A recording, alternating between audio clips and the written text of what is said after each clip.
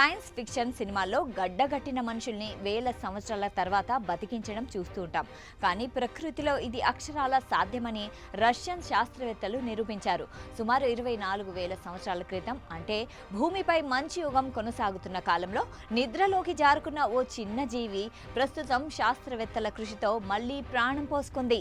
బెల్టాయిడ్ రోటిఫర్ అనే ఈ సూక్ష్మజీవి పునరుజ్జీవనం ఇప్పుడు ప్రపంచవ్యాప్తంగా శాస్త్రవేత్తల్ని ఆశ్చర్యానికి గురిచేస్తుంది. ఈశాన్య సైబీరియాలోని అలాజియా నది సమీపంలో శాశ్వతంగా గడ్డకట్టిన మంచు పొరలను తవ్వినప్పుడు ఈ జీవి బయటపడింది. రేడియో కార్బన్ డేటింగ్ పద్ధతి ద్వారా పరిశీలించగా ఆ మంచు పొరలు 24,000 ఏళ్ల నాటివని తేలింది. ఇంత సుదీర్ఘ కాలం పాటు మంచులో కూరుకుపోయినప్పటికీ ఆ జీవి తన ఉనికిని కోల్పోకుండా ఉండడం విశేషం.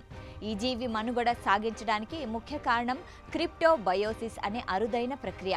వాతావరణం కఠినంగా మారినప్పుడు ఈ జీవులు తమ శరీరంలోని జీవక్రియలను దాదాపుగా ఆపేస్తాయి. తద్వారా తీవ్రమైన చలిని, ఆహారం, ఆక్సిజన్ లేని స్థితిని కూడా తట్టుకోగలుగుతాయి. ప్రయోగశాలలో ఈ మంచును నెమ్మదిగా కరిగించగానే ఆ రోటిఫర్ మళ్లీ సాధారణ స్థితికి చేరుకుని కదలడం ప్రారంభించింది. కేవలం ప్రాణం పోసుకోవడమే కాకుండా ఆ రోటిఫర్ తన సంతానాన్ని కూడా వృద్ధి చేయడం మొదలుపెట్టేసింది. పార్థోనోజెనిస్ అనే పద్ధతి ద్వారా మగజీవుల అవసరం లేకుండానే ఇది పునరుత్పత్తిని కొనసాగించింది. ఇది ఆ జీవి యొక్క శారీరక దృఢత్వాన్ని, జన్యుపరమైన శక్తిని నిరూపిస్తోంది.